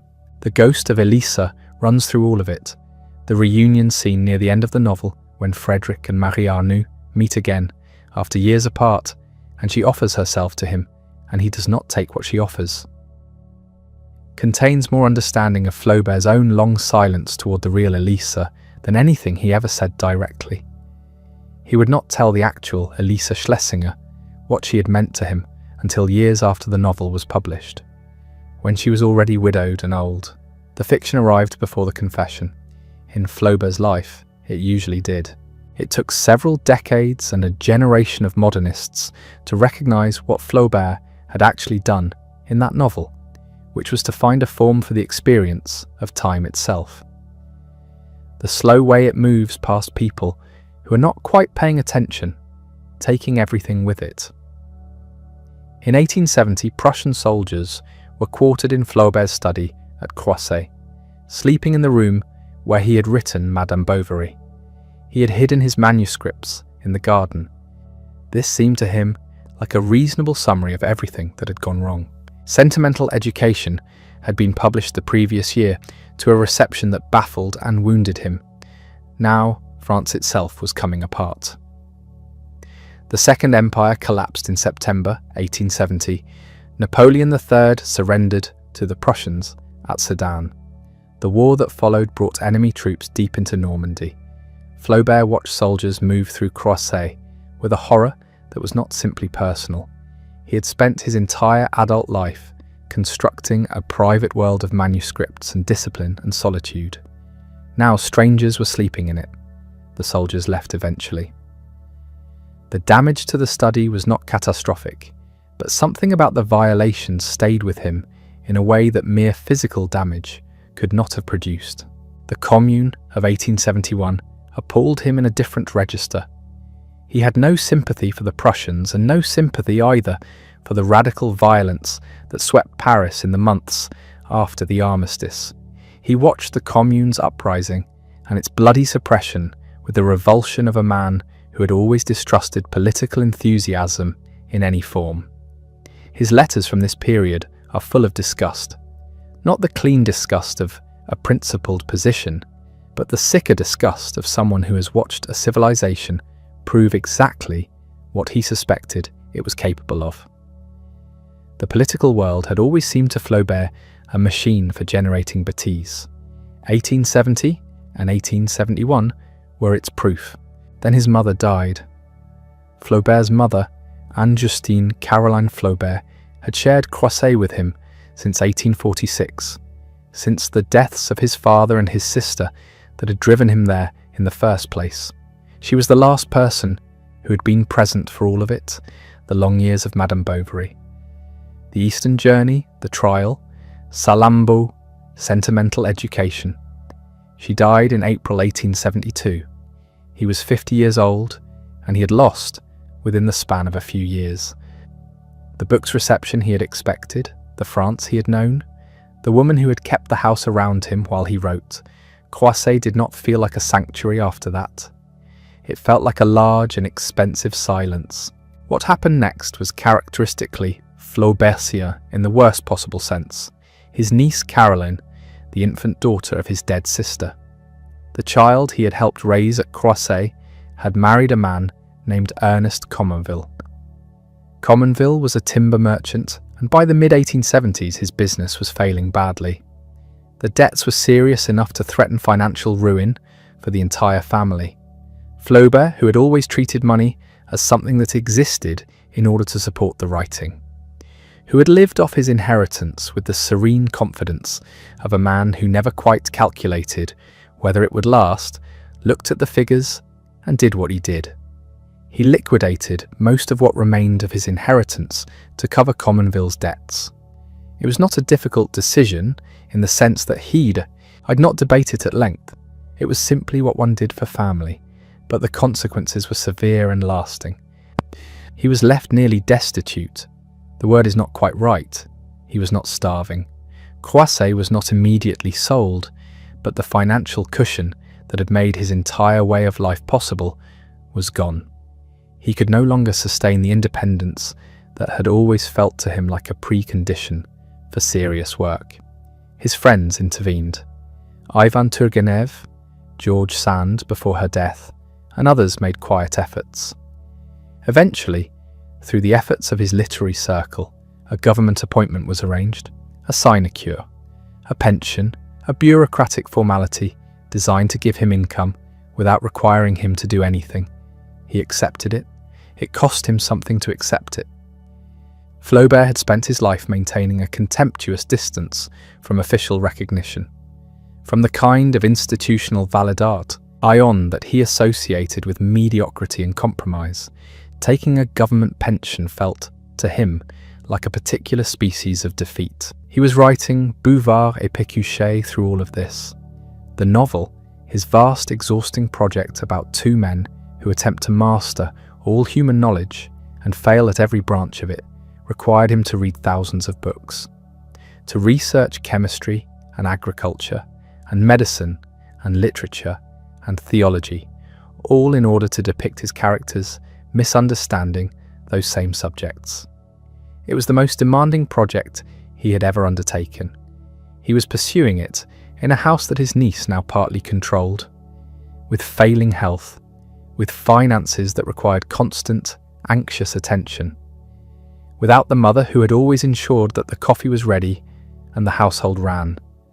Whether the novel was going to be a masterpiece or a magnificent wreck was a question he could no longer answer. By the mid-1870s, Flaubert had lost his mother, lost most of his inheritance to save his niece's husband from bankruptcy, accepted a government pension he found deeply humiliating, was writing a vast satirical novel about human stupidity in a house he could no longer quite afford. George Sand spent years trying to convince Flaubert to write something that offered readers a little warmth, along with all the precision. She died in June 1876, before she could read Un cœur simple, that Flaubert had started writing shortly after her death, and which is, among other things, the story of a simple-hearted woman whose devotion the narrative never once mocks.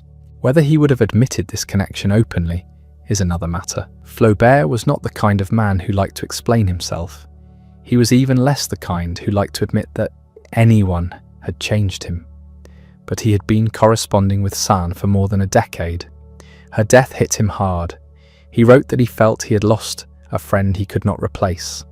Within weeks, he was at his desk working on a story about a servant woman named Félicité, who spends her entire life giving herself to others and receives almost nothing back. The timing is not incidental. The circumstances around these stories matter. By 1875, Flaubert was exhausted and financially precarious, and deep inside the sprawling wreckage of Bouvard et Pécuchet, a book he believed in completely, and that was slowly draining him of everything. He'd been reading hundreds of volumes just to write the early chapters. His health was unreliable.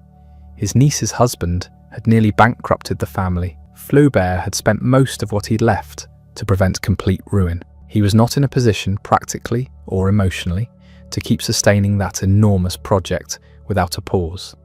The three tales were, among other things, a way of breathing, short works, contained, something he could finish. Un cœur simple is the first and most celebrated of them. Félicité is a Norman servant who works for the same provincial family for decades, who loves without calculation or demand, who outlives nearly everyone she's ever cared for.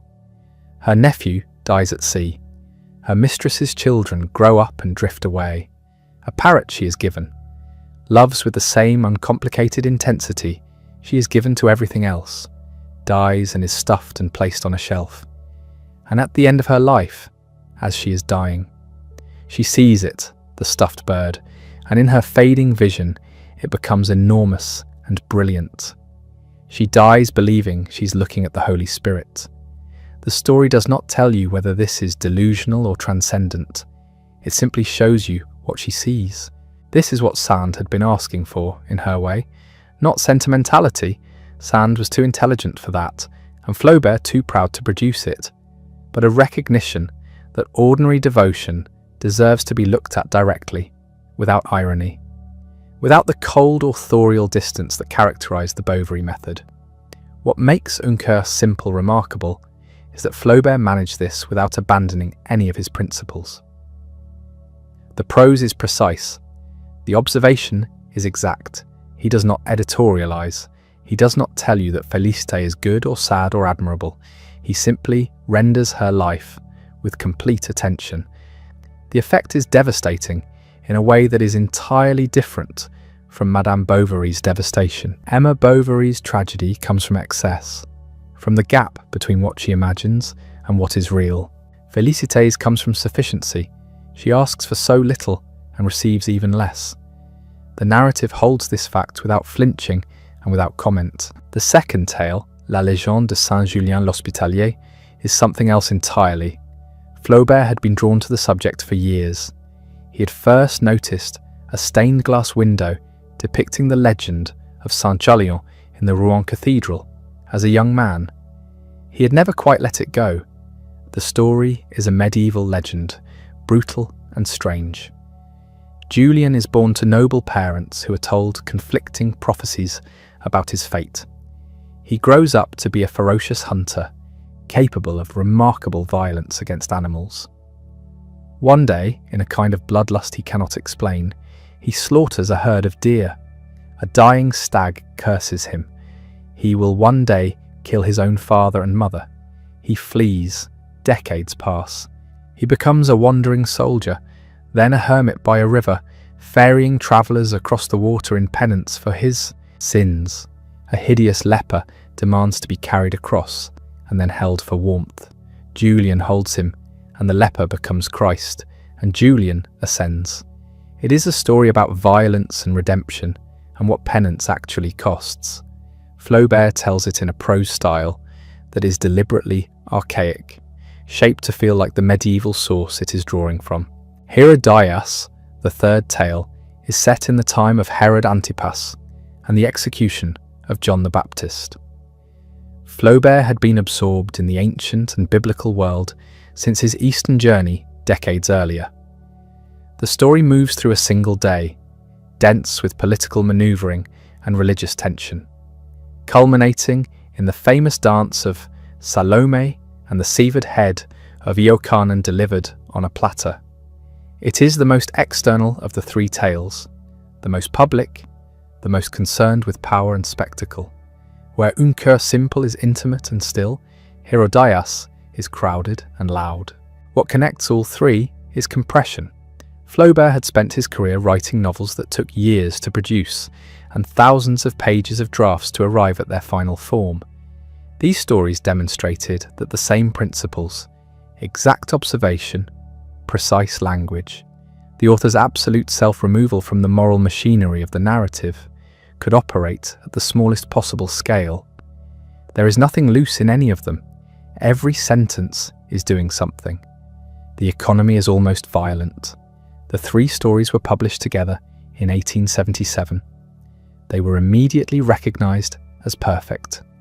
That gave Flaubert a brief and characteristic pleasure before he returned to the vast, unfinishable project that was slowly consuming his final years. For the last decade of his life, Flaubert was writing a novel that required him to read thousands of books in order to accurately portray two mediocre men reading those same books and understanding almost nothing, which is either the most efficient literary method ever devised or the least. The novel was Bouvard et Pécuchet, and the premise was simple enough. Two Parisian copy clerks meet by chance on a park bench, discover they share a surname initial, become friends, and then unexpectedly inherit a fortune. They retire to the Norman countryside. They decide to educate themselves. What follows is a comprehensive record of failure across virtually every field of human knowledge. They attempt farming, they attempt chemistry, they attempt medicine, then geology, then archaeology, then history, then literature, then politics, then religion, then philosophy. They fail at all of it.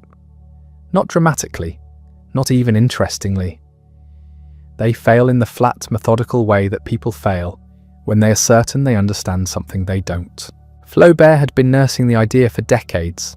He'd originally called it Les Deux Cloportes, the two woodlicer, and the title tells you something about the affection he did not feel for his protagonists. These were not sympathetic failures, they were specimens.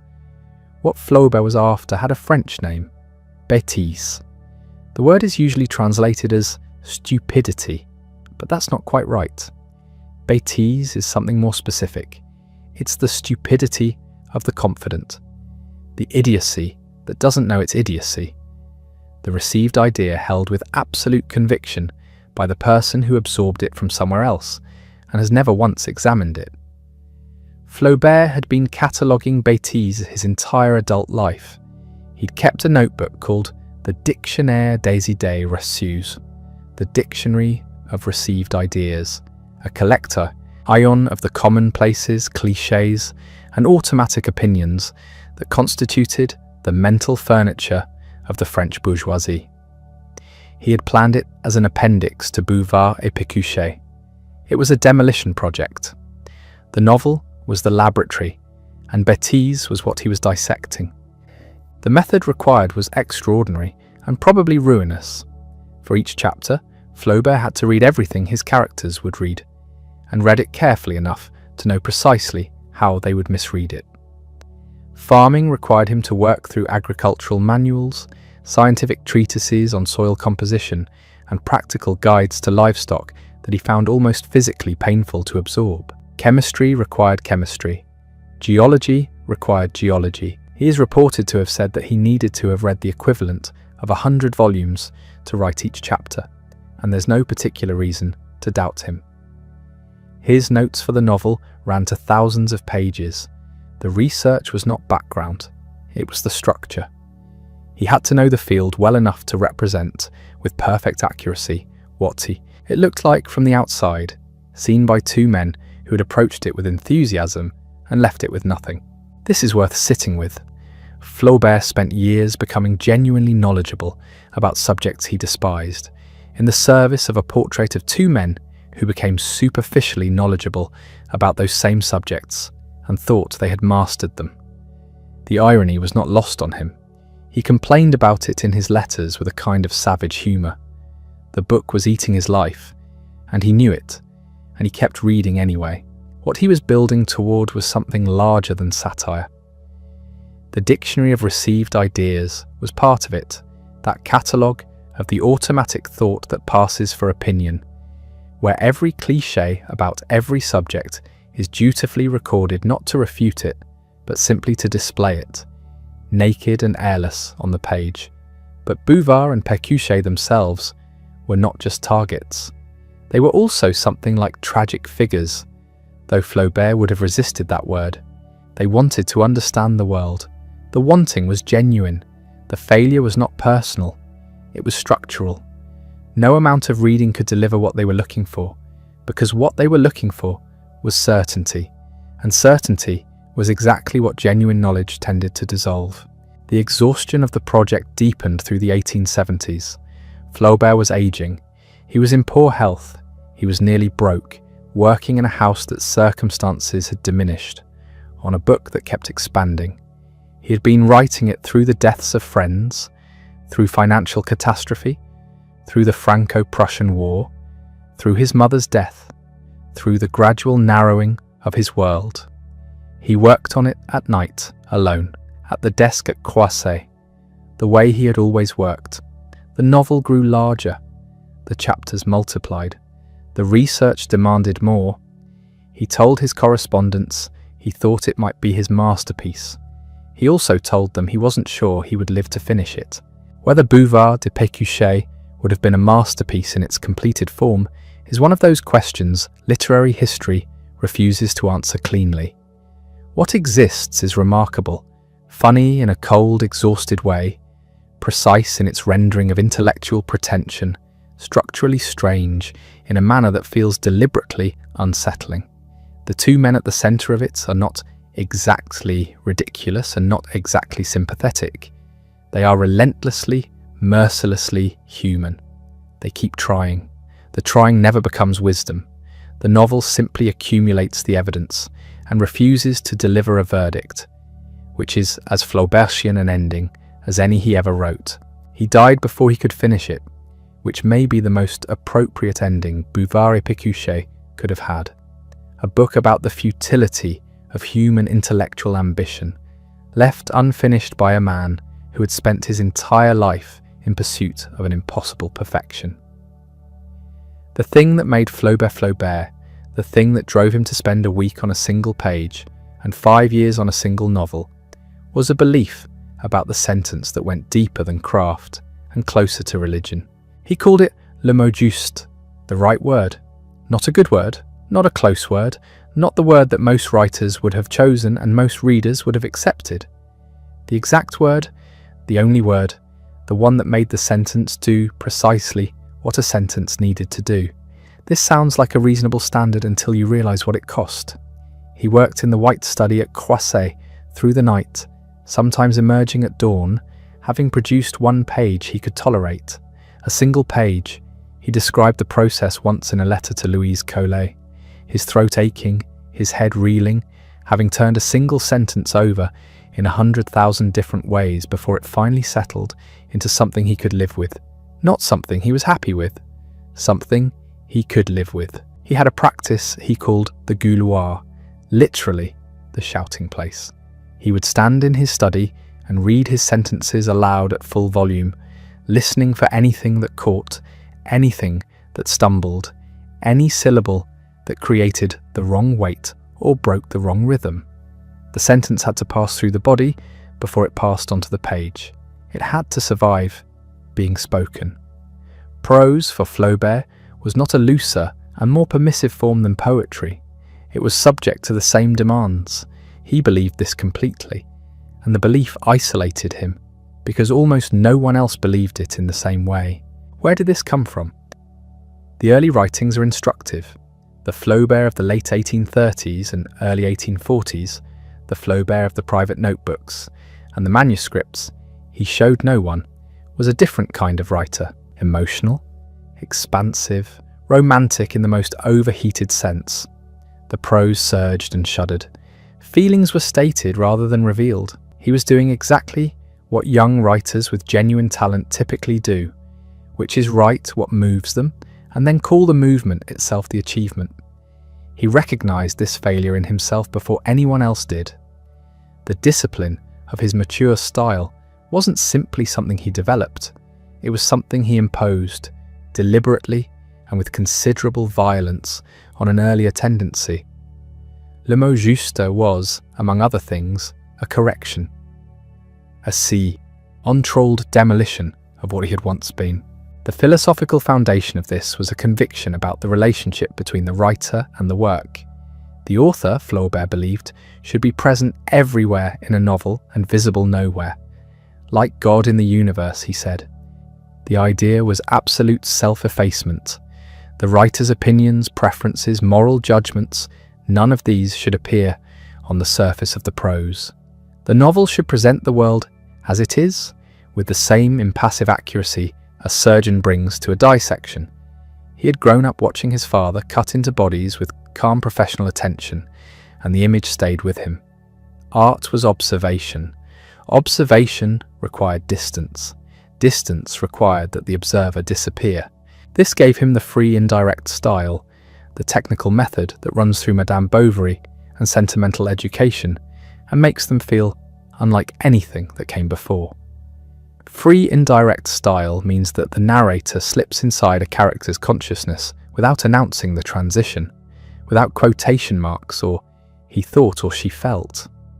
The reader inhabits Emma Bovary's romantic delusions from the inside, experiencing them with the full force of her conviction, while something in the prose simultaneously keeps a slight, ironic distance from those same delusions. You feel what Emma feels, and you see what Emma cannot see, at the same moment, in the same sentence. This is extraordinarily difficult to sustain. It requires the author to be everywhere in the prose, shaping every perception, calibrating every irony, while appearing to have vanished completely. The tension in all of this was considerable, because Flaubert was not a man without opinions. He had opinions about everything, expressed them at high volume, held them with a ferocity that bordered on physical. His contempt for the bourgeoisie, for its complacency, its bad taste, its satisfaction with received ideas, was not a mild literary preference, it was visceral. He found the self-satisfied mediocrity of middle-class French life genuinely nauseating.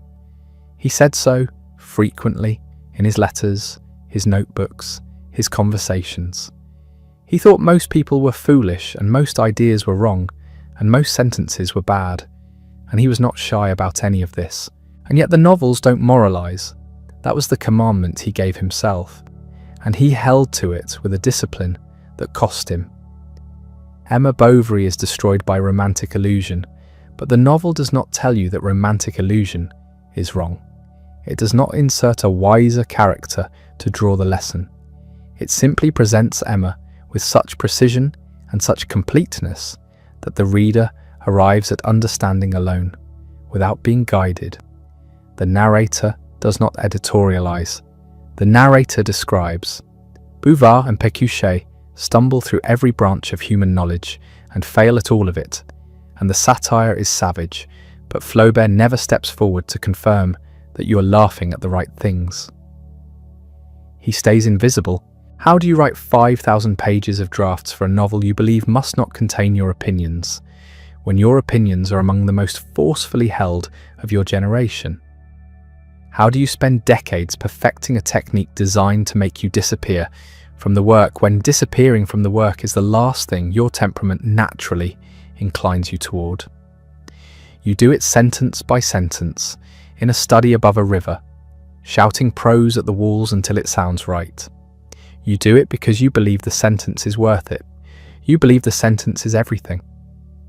He believed the author should be nowhere visible in the text, and he was savage in his opinions about almost everything. And the energy required to hold those two facts in simultaneous tension was perhaps what the 5,000-page of drafts were actually for. When the young Guy de Maupassant first came to Flaubert in the early 1870s with manuscripts he was eager to publish, Flaubert read them, found them promising, told him to wait, that Maupassant did for 7 years. This may be the most useful thing any writer has ever done for another. Maupassant was the nephew of Alfred Le Poitevin, the philosophical friend whose pessimism had shaped Flaubert's early thinking and whose death in 1848 had left a permanent absence. There was already a connection, then, before the young man ever knocked on the door at Croisset. But Flaubert did not extend himself as a mentor out of sentiment.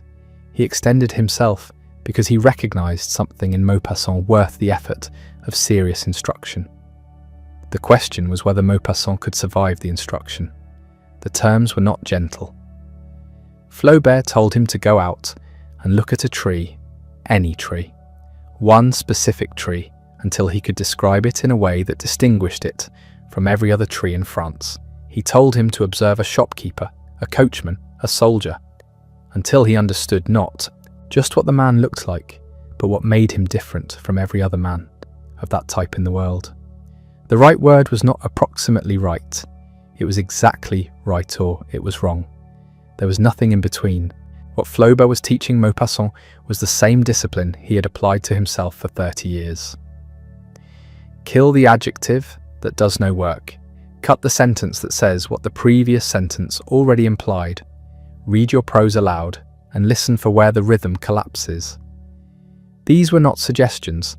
They were the conditions under which literature became literature, rather than merely words arranged in the shape of a story.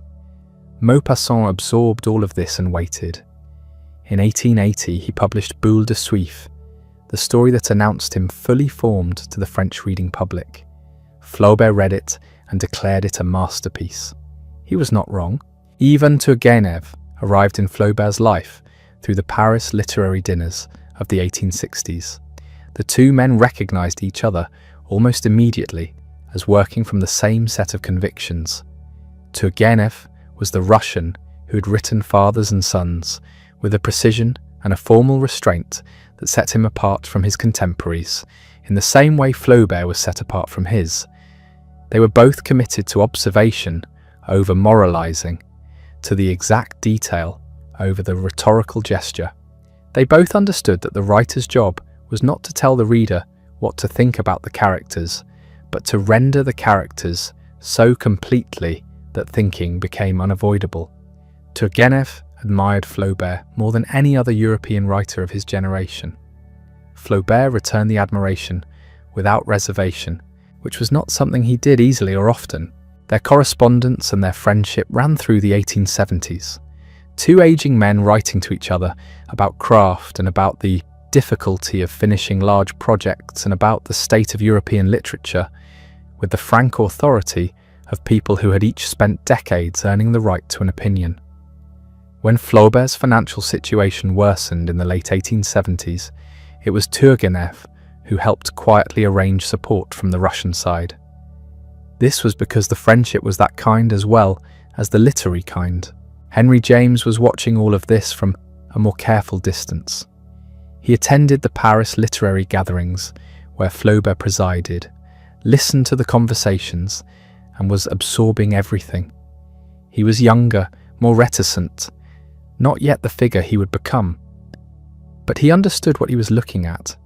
He saw in Flaubert a writer who had thought more rigorously about the formal problems of the novel than anyone before him, who had treated the question of point of view and narrative consciousness not as technical details but as the central moral questions of the art. James would spend decades working out the implications of what he had witnessed in those rooms.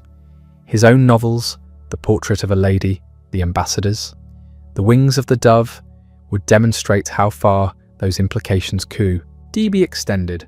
Flaubert himself resisted categories. Zola and the naturalists claimed him as a forefather, and he found this both flattering and annoying. He was not a naturalist. He did not believe that accumulating documentary detail was sufficient. He believed in selection, in arrangement, in the subordination of all observed fact to the demands of form and rhythm. The naturalists wanted to reproduce the world. Flaubert wanted to remake it in sentences that were better than anything the world actually contained.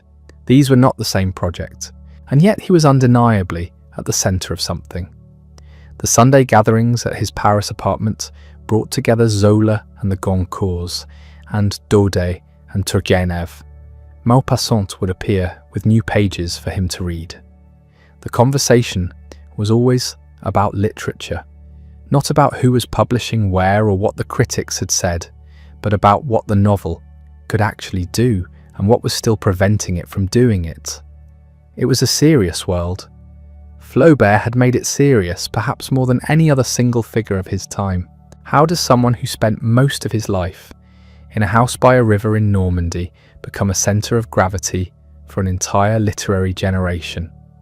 Partly through the work itself, which was impossible to ignore once you had encountered it, partly through the letters, which circulated and were read and discussed, and partly through the example of a life organised entirely around the demands of craft, with nothing permitted to take priority. The writers who came to Croisset and the writers who merely knew his books understood that this was what total commitment to the form looked like. It was a model. It was also, clearly, a kind of punishment, but the model held. He would not live to see the full extent of what he had started, but Proust and Joyce and Woolf and Kafka were all, in different ways, writing books that could not have existed without Madame Bovary. Flaubert had been dead for decades by the time anyone said so clearly. By the late 1870s, Flaubert was fat and gouty, and nearly broke and famous in a way that brought him no comfort. He was writing Bouvard et Pécuchet at Croisset every night, with the dedication of a man who had simply never learned how to stop. The gout had been worsening for years. His legs swelled. Walking became difficult, then painful, then something he avoided when he could. The syphilis contracted in Beirut 3 decades earlier had left its own slow record on his body. Surfacing in symptoms he described to close friends with the same clinical detachment he applied to everything else.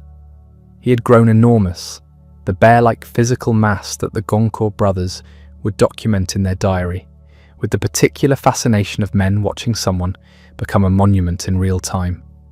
Travel, which had never been natural to him, became nearly impossible. Croisset held him now, not just by habit and preference, but by physical necessity. The house on the Seine was the only place his body could manage. The house itself was aging. The study where he had written Madame Bovary, where he had shouted sentences at the walls to test their rhythm through the night, was showing its years. Repairs cost money he no longer had in any reliable quantity. The financial catastrophe of his niece Caroline's husband had stripped away most of what remained of the inheritance. The government pension he had accepted, reluctantly, humiliatingly, was not sufficient to replace what had been lost. He tracked his expenses with the anxious attention of a man who had spent his adult life refusing to think about money, and was now being forced to think about almost nothing else. He wrote to his niece about practical matters, bills, the cost of firewood, the condition of the roof, and the letters have a quality of exhausted obligation that is nothing like the furious aesthetic manifestos he had sent to Cole 30 years earlier. The relationship with Caroline was strained in ways neither of them fully acknowledged. He had given up most of his financial security to save her husband from ruin. This sacrifice had not resolved anything. The debts persisted. The anxiety persisted. Flaubert was left in a house he could barely maintain, working on a book that had no foreseeable end. Caroline visited. She managed his affairs when she could. There was genuine affection between them, but the financial reckoning had introduced something into the relationship that goodwill alone could not dissolve. He wrote to Turgenev throughout this period, with a candour he allowed himself, with almost no one else. The Russian understood what Flaubert was attempting with Bouvard et Pécuchet in a way that most of his French contemporaries did not. Flaubert's letters to him carry a mixture of exhaustion and stubborn conviction that is almost moving in its persistence. He described the research as monstrous, hundreds of volumes read to prepare each chapter, entire fields of human knowledge absorbed in order to be accurately misrepresented by two comic copy clerks. He kept doing it. The Goncourt brothers were watching all of this closely. Edmond and Jules de Goncourt had known Flaubert since the years of his literary prominence.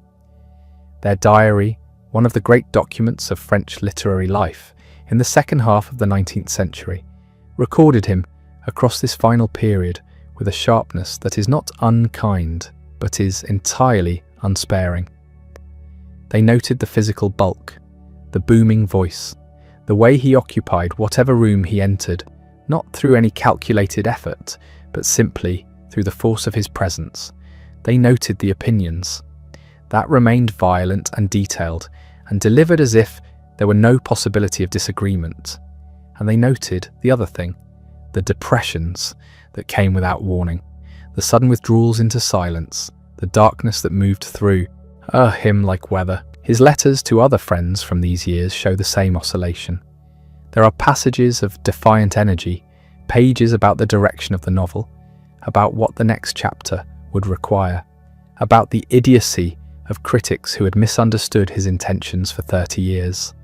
And then, in the same letters or the ones that follow, something drops away.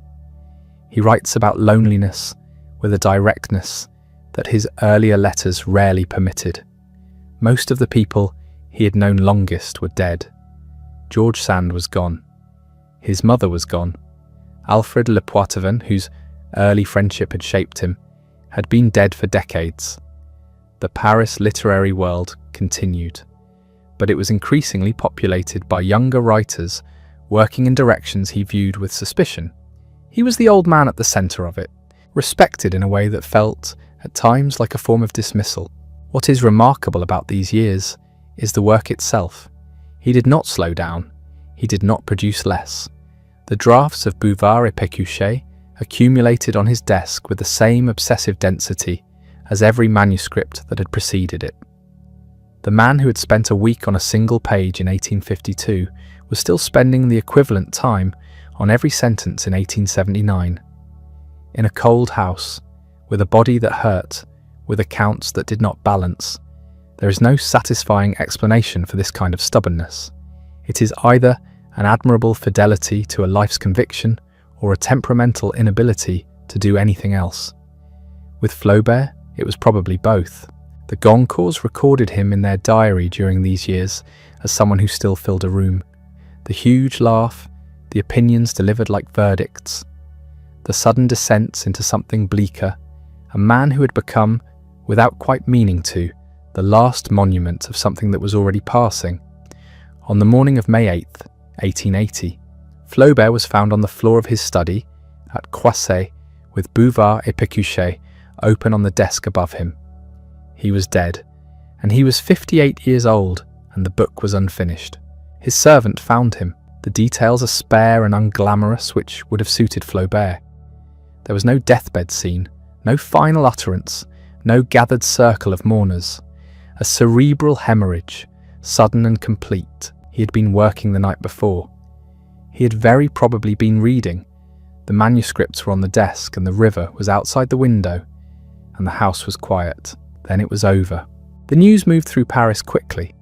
Maupassant, who had spent years learning how to write under Flaubert's deliberate and demanding supervision, was devastated in a way that surprised people who knew how difficult the older man could be. He had not been an easy mentor. He had told Maupassant to wait, to observe, and to find the right word, and to kill the adjective, and to wait some more. But the grief was real. Turgenev, in Russia, received the news and wrote that he had lost one of his oldest friends, a man he considered the most serious writer in Europe. Zola, who had learned from Flaubert without ever quite becoming him, delivered a eulogy that acknowledged the distance Flaubert had kept from the naturalist movement, while insisting on his centrality to it. The literary world understood, awed in the immediate aftermath, that something had ended. What it had ended was harder to say. The funeral was modest. The house at Croisset remained for a time. His niece Caroline, for whom he had sacrificed most of what he owned in the years before his death, eventually sold the estate. The house was demolished. The study where he had written through the night for 30 years. The room overlooking the Seine, where Madame Bovary had been composed sentence by tortured sentence. The desk where Bouvard et Pécuchet sat unfinished. All of it gone. What the site became afterward is not the point. The point is that it went. Bouvard et Pécuchet appeared in 1881, published from the manuscript he left behind. It was incomplete. Whether it would ever have been complete is a question that occupied critics for the better part of a century, without resolution. Flaubert had said he needed to read the equivalent of 100 volumes to write each chapter. He had been doing this for a decade, and the book still didn't have an ending. The satire was enormous and precise and exhausting. An encyclopedic demolition of intellectual pretension carried out by a man who had read more than almost anyone alive. The two copy clerks at its centre failed at everything they tried. The novel failed to finish. There is an argument that this was the appropriate outcome. Flaubert would have rejected that argument as sentimental. The reassessment took time. In the years immediately after his death, Flaubert was recognised as important in the way that important writers are recognised when they are no longer alive to complicate the recognition. He was placed, filed, categorised, realist, French, 19th century, the author of Madame Bovary. This was accurate and almost entirely insufficient. What was harder to say in 1880, what became steadily more apparent over the following decades, was that the technical discoveries embedded in his fiction had not yet finished propagating. The free indirect style, the absolute effacement of the authorial voice, the conviction that prose rhythm was a moral as much as an aesthetic matter. These were not period techniques, they were the equipment of the next century. Henry James read Flaubert carefully and wrote about him extensively. Proust absorbed him and built something vast, partly from the method. Joyce understood what the impersonal narration could do and pushed it further. Kafka, working in a different language and a different register, was writing in a world that Madame Bovary had helped make possible without knowing it. None of these writers were simply imitating Flaubert. They were building on a foundation he had laid, some of them aware of the debt and some of them discovering it only after the structure was up. The novel as a serious form, as a place where the full weight of consciousness could be examined without the author inserting himself to explain what it meant. This was not a natural condition, it was an invention. Flaubert invented it largely alone, largely in a house on a river in Normandy, largely by shouting his sentences at the walls to hear whether the rhythms held. The letters remained, thousands of them, to Collet and Sand and Turgenev and his niece and his mother and everyone else he had written to across 40 years. They were, in aggregate, one of the most detailed records any writer had ever left of the actual experience of writing, the difficulty of it, the physical and psychological cost, the belief that sustained the effort, even when the effort seemed absurd. A man spending a week on a single page had written down what that week felt like. This turned out to be useful information. Henry James and Proust and Joyce would spend decades explaining what Flaubert had done, in terms Flaubert himself would have found alternately satisfying and irritating. The house at Croisset where he did it was demolished, and the novels remained,